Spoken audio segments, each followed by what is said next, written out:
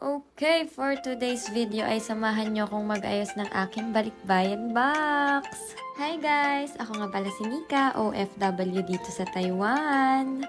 Guys, pag magpapabagahe kayo, magpasama kayo sa friend yung mamili. Kasi kung hindi, malulus-lus talaga at matatanggal talaga ang mattress nyo sa sobrang bibigat ng mga yan. Ito yung pinamili ko sa Costco. At yung mga swinaka ko sa 7-Eleven sa company namin. Sa totoo lang, kulang pa to guys. Ang very challenging nga dito kapag kumuha ka ng balikbayan box ay yung pag-arrange ng balikbayan box kung paano mo masusulit. Yung box pa lang guys, mahal na. Alam ko tatanungin nyo na naman kung magkano yung box. Yung box pa lang ay nagkakahalagang 2,600 NT. Kaya kailangan bawat sulok may laman. Siksik, liglig at dapat umaapaw. Charot, bawal yung umaapaw kasi may additional payment na naman yun. Ayan, pinapangalanan ko pala yung box ko. Dapat guys, correct ang information ha. Baka mapunta sa kapitbahay nyo.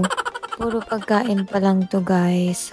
Ang priority ko nga pala sa balikbayan box ko na to ay ang magulang kong senior citizen. Kaya naman halos lahat ng binili ko ay sugar free. Mga pang vegan diet at unsalted o diba healthy. Sakto lang talaga tong mga binili ko kasi nga kakastroke lang ng papa ko. So, kailangan talaga niyang mag-healthy living. Yung mga chocolates naman for my pamangkins. Ang laking tulong din nga ng may meal allowance kayo sa company kasi nakatipid ako sa chocolates. So, tinatanggal ko nga pala yan sa mga box para mas makatipid tayo sa space. Ang laki kasi ng sakop ng mga box pagdating sa space. Hindi rin naman importante yung mga box na yan. Ang importante pa rin ay yung laman. After ko nga ayusin ng mga yan ay nandito na tayo sa exciting part. Challenging pala kasi dapat talaga yung box mo ay walang magiging space. Alam nyo ba guys, kaming mga OFWs, pag nagpapabalik-bayan box ay talagang pinag-iipunan din namin. Magastos din kasi talaga guys. Pero ang rewarding part para sa amin ay kapag natanggap na nila to. Nakakalimutan namin lahat ng ginastos namin.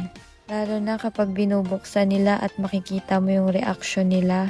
Walang katumbas na pera at hindi maipaliwanag na saya ang nararamdaman namin. Dati nga ay nag-aabang lang ako sa mga kapitbahay namin at sa mga kamag-anak naming nagbubukas ng mga ganito. Kaya ang sarap naman sa pakiramdam na kaya ko nang makapag-provide ng ganito.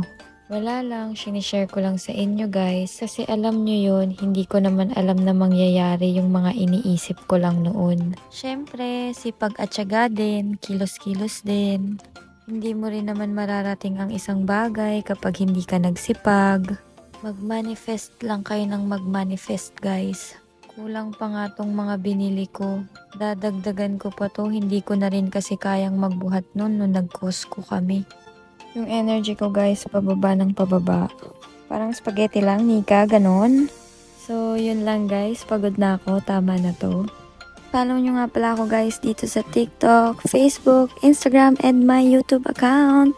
Thank you for watching. Be positive in life and always choose to be happy.